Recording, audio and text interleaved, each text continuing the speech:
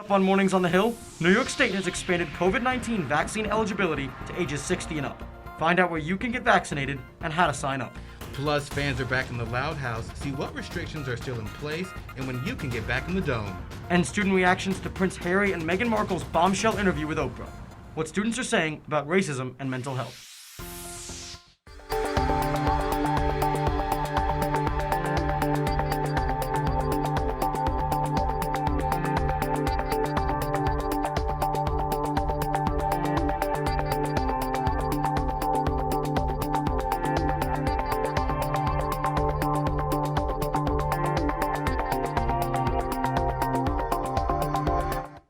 Good morning, and thanks for joining us here on Mornings on the Hill. I'm Ryan Clark. And I'm Caleb Britt. Let's start with Orange first.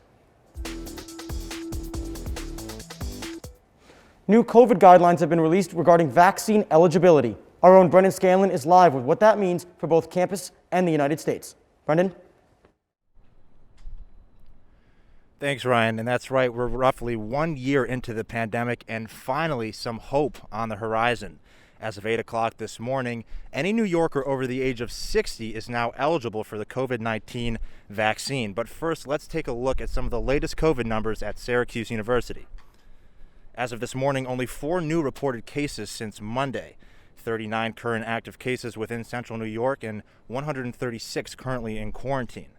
And as vaccines become more available, who knows, maybe we'll see a vaccinations received section on our COVID dashboard as more and more students start to receive the vaccine. I spoke with 2 of those students about their experience at the State Fairgrounds vaccination site. Take a look. Super organized and very safe. I was expecting maybe a long line or a crowd or something. The first thing that happened was they sanitized hands. They asked me, COVID questions. Have you been around anyone? A lot of people in line, really long line. So probably waited about a half an hour just to get to the front. But it was very organized. There were 2 big lines there, people in one line for getting their first dosage and then people going for their second dosage. To hear more from Sonia and Steven about their vaccination experience, be sure to tune in at 10:30. For Mornings on the Hill, I'm Brendan Scanlon. Back to you guys in the studio. New York Governor Andrew Cuomo announced yesterday that the fairgrounds was the second busiest COVID-19 vaccination site in the nation. Reporter Dan Baldwin tells us how this affects the Syracuse student body. Well, Caleb, Central New York has made sure that its residents haven't needed to wait too long to get vaccinated. According to the state, over 200,000 Central New York residents have already begun the process of getting vaccinated. According to the state as well, over 100,000 have already been fully vaccinated. These numbers, of course, include SU students, and Mornings on the Hill actually had the pleasure of speaking to 2 SU students who have begun the process of getting vaccinated. They told Mornings on the Hill what the process was like, which site they picked, and how well they thought it was run. For as quickly as New York State is rolling out the COVID-19 vaccine, it would be safe to say that there might be some bumps in the road. But as New York continues to expand eligibility, SU students say the process for registering is smooth sailing. I think it was definitely easier, especially confirming that you were an individual who should be getting it, like 65 or older or with an underlying health condition. New York expanded conditions that allow people to be eligible for the vaccine to include asthma.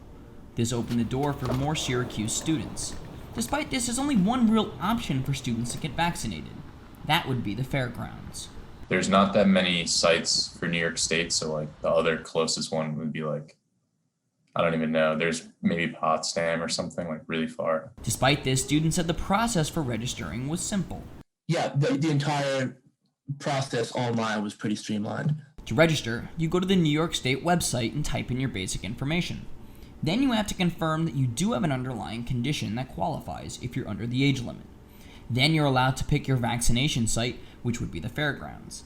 Students say the process stays simple on vaccination day as well.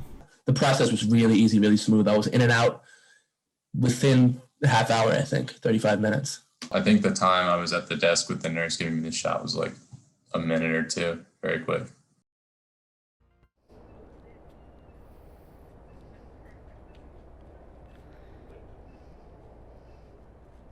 New York State actually announced that they extended their vaccine eligibility to people who are 60 and older yesterday. While this doesn't really affect many SU students, it's a step in the right direction nonetheless. Reporting live from Syracuse University, I'm Daniel Baldwin. Back to you. 2 hospitals in Onondaga County say they did not report a single flu case this year. Both Crouse and St. Joseph's hospitals both say their flu facilities are completely empty. Last flu season, there were more than 3,200 cases in Onondaga County. This year, there have only been 54. That's a 98% decrease that health experts attribute to COVID-19 safety protocols. Orange fans got the welcome back to the Carrier Dome they were hoping for as men's lacrosse scored a win. Talha Rao tells us why the fan experience was a bit different this year. For the first time in over a year, fans could walk into the Carrier Dome and enjoy a game. As the Syracuse men's lacrosse team celebrated a season-opening win against Vermont, a team they beat 17-13 on Saturday. For Orange fans, it was a surreal feeling just being at the game. Typically, I go to a game, you're around hundreds, thousands of others. This time it was just me and probably about 145 of some die-hard SU fans. But a big part of the fandom may be in jeopardy as fans have to socially distance themselves in the dome. I think because we were all spread out like that, you didn't have that much cheering. Nonetheless, one Orange fan is on board. I felt like I was the only person clapping and cheering the Orange on, but it was still absolutely worth it. Talha Rao with Mornings on the Hill. Syracuse University is set to host a nationwide event focused on tackling social issues. And good news for weather over the next few days. Stay tuned for your 5-day forecast. We'll be right back. Syracuse weather again shows us that seasons don't exist here in Central New York. Sayer Williams is live to tell us why some students are even wearing shorts to class today. Sayer, good morning. Good morning, Caleb and Ryan. It is such a beautiful day out here, and hey, whether in shorts or dresses, SU is going to be soaking up the sunshine. Now today, it started off a little chilly at 35 degrees, but as you can see, we're going to jump right to 52 degrees, and it's going to keep climbing to 58 this afternoon. This evening, we'll go back down to a low 50, but anything is better than what we've had in the last month. As for this week, Thursday takes the lead as the warmest day with a high of 65 degrees. Friday will be in the low 50s, Saturday in the mid 30s, and back up to a high 30 for Sunday. Taking a look at our precipitation radar, skies are looking pretty clear across the area, but expect scattered rain showers later on in the week. Hopefully you guys can get out of the studio and get some of this sunshine. Hopefully SU students can have lunch out on the quad because it is such a beautiful day. Back to you in the studio. More news developing from the Andrew Cuomo harassment scandal. A 6th accuser has come forward against the New York governor. The Albany Times-Union reported that a member of the executive chamber staff said the governor inappropriately touched her late last year during an encounter at the executive mansion. The identity of the woman is unknown. Cuomo said yesterday that he was unaware of any new claim. The Holtz Prize Impact Summit are hosted in 100 locations around the world, and this year it's actually coming to Syracuse. The Holt Prize Foundation selected Syracuse University to hold the event. Syracuse is only one of 3 regional hosts in North America, and the competition is being held virtually this year and will take place on April 9th. Those interested in viewing the speakers or the competition virtually can email launchpad@syr.edu for registration information. The student-run Cafe People's Place has announced they'll be taking car payments after many years. Rachel Singleton is at People's Place to tell us how students are responding to this huge change in tradition. Good morning, guys. I'm outside of People's Place where I just got this hot chocolate with my debit card. Now that may seem normal, but for this place, it's not. You may not hear that sound too much longer here at People's Place. We were cash only until like 3 or 4 days ago. And now, 50 years later, the student-ran cafe has done away with that tradition. really went from taking only cash to taking literally everything but checks. Sarah Butts, who is now the manager of People's Place, has been working here since freshman year. As the years progressed, it was brought up more and more about how we really need to kind of join the 21st century. The pandemic hit, and less people stopped carrying around cash. Sophia Madurez says there's been times she didn't have cash, but still wanted to support People's Place. I think there's something to be said about like the nostalgia of just using cash. People talk to me and be like, I'm obsessed with People's Place, but I never carry cash, and have been like, this is the greatest day. I've had a lot of my friends who I've known since freshman year have been like, this is my dream since freshman year, and it finally happened. People who graduated have been texting us and saying like, why didn't this happen when I was in college? Just as COVID has affected every single small business, it's affected us as a small business. Daracia Singleton reporting live for Mornings on the Hill. Well, Onstage Blog has named Syracuse University's drama department as New York State's best theater program. The list was compiled by a committee of students, educators, parents, and alums. Factors taken into consideration include the quality of the faculty, variety of curriculum, facilities, and overall success. Still to come here on Mornings on the Hill, the SU women's basketball team getting ready for March Madness. James Corrigan has sports next.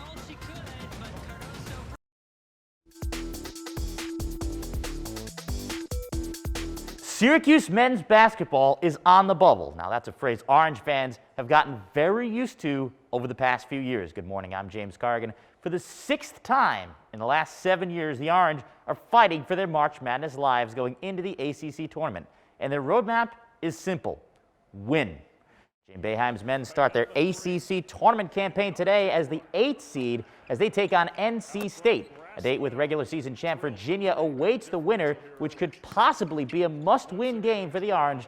And despite his team's seemingly desperate situation, Boeheim says he's not concerned with speculation.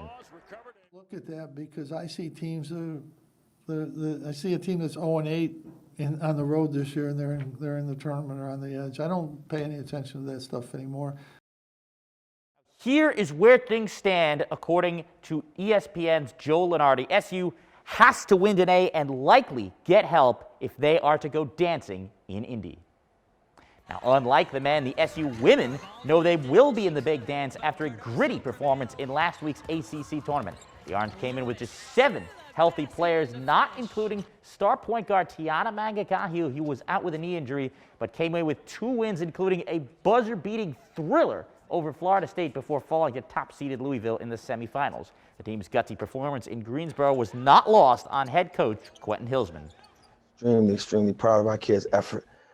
You know, we're here right now with 7 players, and they're giving it everything they have for 3 straight games, and they really fought hard. The Orange are expected to receive an 8 or 9 seed on Selection Monday, with the tournament beginning next weekend.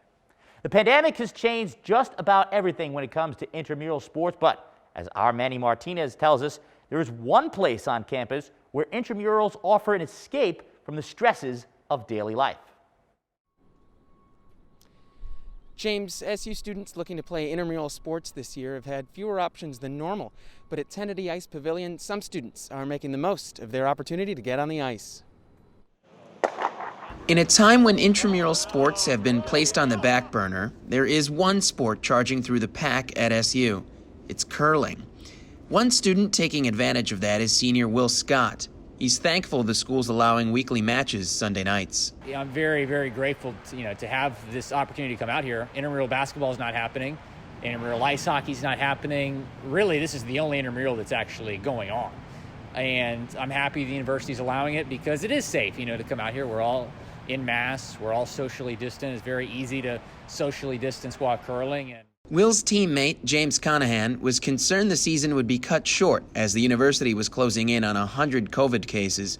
Since the number of positives to put SU on pause has increased to 880, the intramural curling season continues. I thought actually when we played a couple weeks ago, that was the semester, but new season, so we're getting pumped. 2-0. Feels good. Scott explains how intramural curling allows for a weekly reprieve. It's kind of my escape from everyday life, and I don't know what I would do without it, to be honest with you. But the pandemic has forced one big change. Really, the biggest difference as a curler is not being able to sweep. Normally, curling, you'd have the brooms and you'd sweep the rock in. We don't have that this year for a multitude of reasons. And that's just the way it is, unfortunately. And James, slowly but surely intramural sports are coming back. Reporting live from the Quad, Manny Martinez for Mornings on the Hill. Now, as of this morning, the university announced more updates on in-person attendance for SU lacrosse games. Students can now attend the next 2 home lacrosse games in the new dome. The first will be the women's lacrosse game this Saturday against Notre Dame on March 20th. Students can attend the men's lacrosse game against Hofstra. That's going to do it for sports. Ryan, back to you. And coming up on Mornings on the Hill, the Harry and Meghan interview that has taken the world by storm. How will SU students react? Find out right after the break. Prince Harry and Meghan Markle sat down with Oprah on Sunday in a revealing interview about their royal exit. Adriana Rosa spoke to SU students to get their reactions. Thanks, guys. And Prince Harry and Meghan Markle's interview shed some light on their royal exit last year. SU students tuned in across campus to hear the details. After their revealing interview with Oprah Winfrey, Prince Harry and Meghan Markle have sent the world into a frenzy, including students on campus. SU graduate student Doria Lacey said watching the royals discuss racism and mental health will help others more openly address their struggles. The issues that they're discussing could possibly lead to somebody watching be able to be comfortable with discussing those same things as well. So I think it's important. It's a way to humanize them. Carly Dosick, a senior at SU, said she believes Meghan on how she was treated by the palace and British media. The way that she was choosing her words so carefully, I think if she was lying, it would kind of be like a lot of like things being spewed and maybe some things later in the interview wouldn't add up to things said previously. Lara Molinari Pico, a freshman at SU, said she's not shocked the interview has taken over social media.